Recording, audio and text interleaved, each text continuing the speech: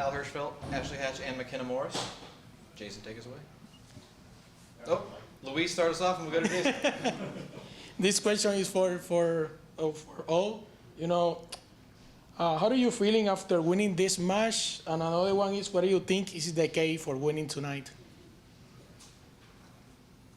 We are thrilled to obviously win this match. To be back in front of our home fans has been really exciting, and I think the key to this match was just everyone stepping up and doing their best. Obviously, scoring goals nice and early really helps, but yeah, I think a lot of individuals stepped up today and played really well, and we played well as a unit, so I think we need to continue to build that.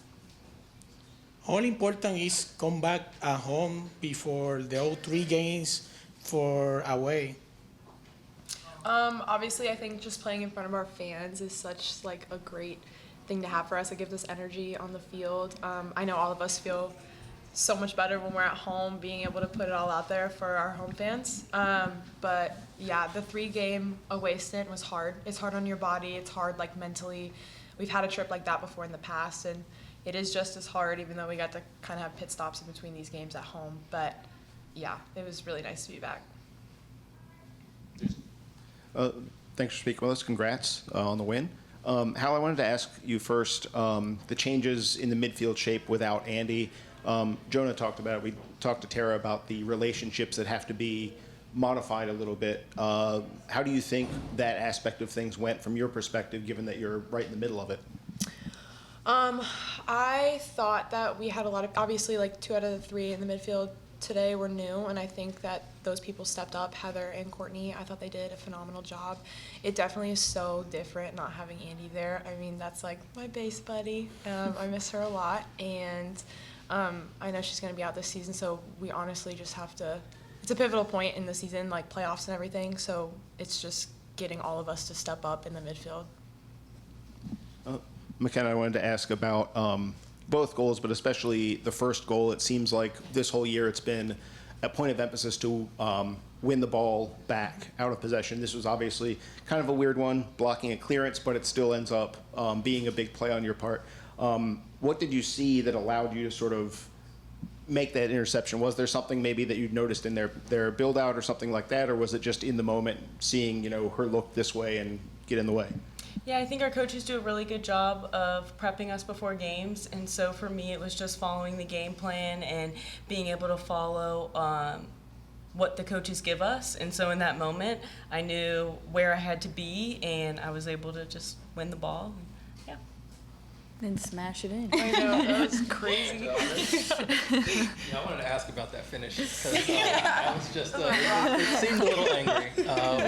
What was the thought process of just like, I'm going to hit it and the goalkeeper's either going to lose a hand or it's going to go? Yeah, I mean, it was a rocket. I saw the near post open, and obviously I saw she was coming kind of across, so I was like, okay, if I hit it as hard as I can in the near post, hopefully she can't get there. You were right. Also wanted to ask about Hal, Makenna, Go Tigers. This was kind of a vintage Clemson performance. We had Hal at the 6, Makenna scoring a brace. Did you kind of think this was something that you could replicate when you were drafted together as well? Did you think this was something that was a possibility, playing for the Spirit? I mean, I'm just going to confidently say yes. I'm very confident. I'm like, yes. But I personally always love playing with Makenna. She's such a dynamic player, especially when she gets the freedom up top. So it's just been really cool to come from college together to here, just seeing like both of us like flourish in this environment. And I feel like they honestly give us the tools to do that here. Like our teammates and our coaches, I think they give us what they need to really do that. So.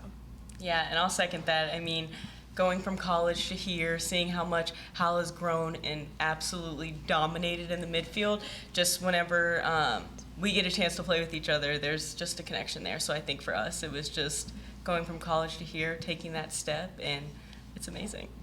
Yeah, and for Ashley, I wanted to ask you, because we talked to Aubrey in the mixed zone, and she talked about playing for Andi, and she said this kind of reminds her of 2021 when you were kind of playing for Tori Huster. You were there for that as well. Is it kind of a similar vibe, and is that something you think you can kind of replicate from kind of here throughout the season, but also throughout the playoffs? Yeah, definitely. I've thought about that as well. Tori, her injury kind of came at a very unfortunate time. Very big key player for us. Same thing with Andi, and and we wouldn't be where we are now without Andi. So I think it's only right to continue to play for her and to work hard for her, because we all know that she would die to be able to play in these playoff games, and so it definitely gives us a little bit extra motivation to do it for her. And yeah, I would definitely say some of those feelings are the same from 2021. Thank you. Appreciate it, and congrats on the win. Good evening. Congratulations on the win. The question's for all three of you. What is the importance of having a home advantage into the playoffs? I think it's such a huge advantage. Today is kind of a demonstration of what we do at home. So I think for us, it's just setting an example of what we like to do at home going into playoffs. And everyone loves to play in front of the DC fans. Our team loves it. The fans are amazing. So it's a great, advantage for us to be able to play at home. Over to Road.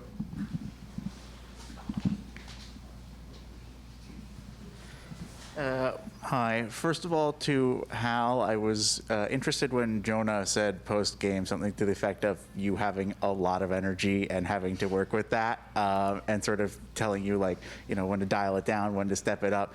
I'm curious what it's like, in your head for all of that. How much of a dial and a switch is there? Because I feel like you play with a lot of intensity. How are you usually able to dial that back or dial it up depending on the situation? I've definitely had to learn how to pick and choose my moments to dial it up. I think a lot, especially with my position in the midfield, I feel like it takes a lot of positional discipline. Sometimes, especially tonight when I'm playing a single six. So when I do play with too much energy, sometimes I could find myself in an area where I shouldn't be. And then I have to run 70, 80 yards back instead of 20, So just picking and choosing my moments when to use that intensity. I feel like out of possession I can use it to win the ball back, but when I'm in possession I gotta make good decisions. So just balance. And then Ashley, 150. That's quite a lot of caps. What do you feel like has been the most important thing for sort of being able to get to this milestone? That's a really good question. I think a lot of these appearances have obviously been with the spirit.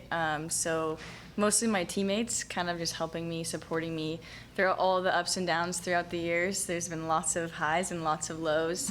I think technical staff, but also medical team just helping me stay healthy and be available for all these games. So lots of people, my family, my husband supporting me through everything. So lots of people to give credit to that have helped me get to this milestone. And lastly, where is that big picture frame going to be? I'm not sure yet. It's probably somewhere on the wall, but I'm not sure yet. All right, we'll go Jimena and then wrap up with Jason.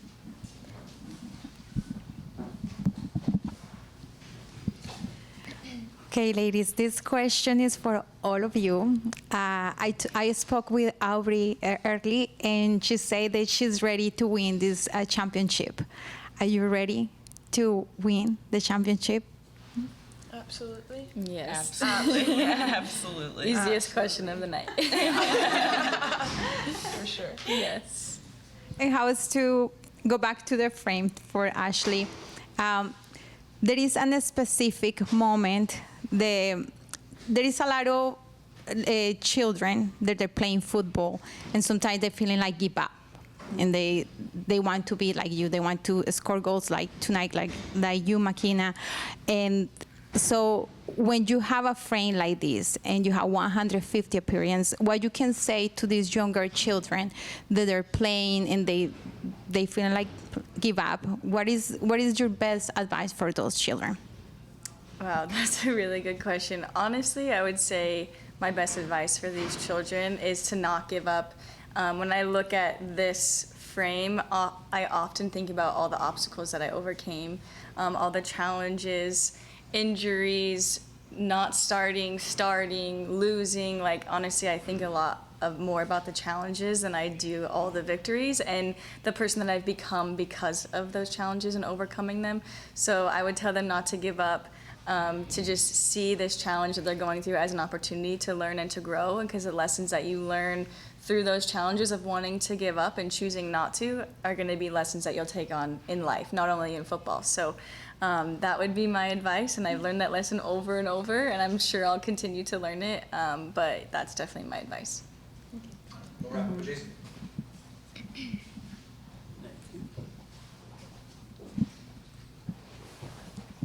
This is really for any of you, but obviously this was a challenging week, losing Andi and the nature of the way that went down. Tara and Aubrey both mentioned that there was a players meeting. You really talked through it. What were the keys from that meeting that allowed you to sort of get through such a negative development without necessarily getting stuck dwelling on it or that kind of thing where it sort of bleeds into the next game and onward? I think Andi is such a special person for our team, and on and off the field, she's just such a special human being. Like, she's amazing. So I think for all of us, we were so heartbroken and sad for her, but it's also the energy like she constantly brings whenever she is out on the field, that for us it was like, how do we embody that? Like, how can we continue to play for Andi and turn that sadness into like a moment of us bringing ourselves together and playing for Andi and for Croy and all the other people that are hurt. So I think for us it was kind of like, let's play for them, for those who can't, and let's give our all in every game, because I know if Andi was out here, if Croy was out here, Savannah, Anna, and all of them, they would be giving their absolute all. So for us, it was just embodying that. And the last one for me would be, Jonah mentioned that Louisville was kind of changing a lot in how they approached the game. During the game, it seemed like there was a phase where they were playing out of a back three, and then they went back to a four again. How was that to sort of, one, have to adjust your system coming into this game, and then on top of that, play an opponent that is constantly toggling things and trying to give different looks to you? First of all, I feel like that's like a compliment to us. Like, our game plan was very successful. And I feel like, honestly, like, we have, in practice, in meetings, stuff like that, we've kind of all, like, even Jonah talks about it, not everything's going to be on, like, the whiteboard when we talk about it, like, in pregame meetings and stuff like that. So kind of dealing with it, like, on the fly. Like, yes, we have their help on the sideline, but, like, at the end of the day, like, we have to talk to each other and kind of come up with solutions sometimes.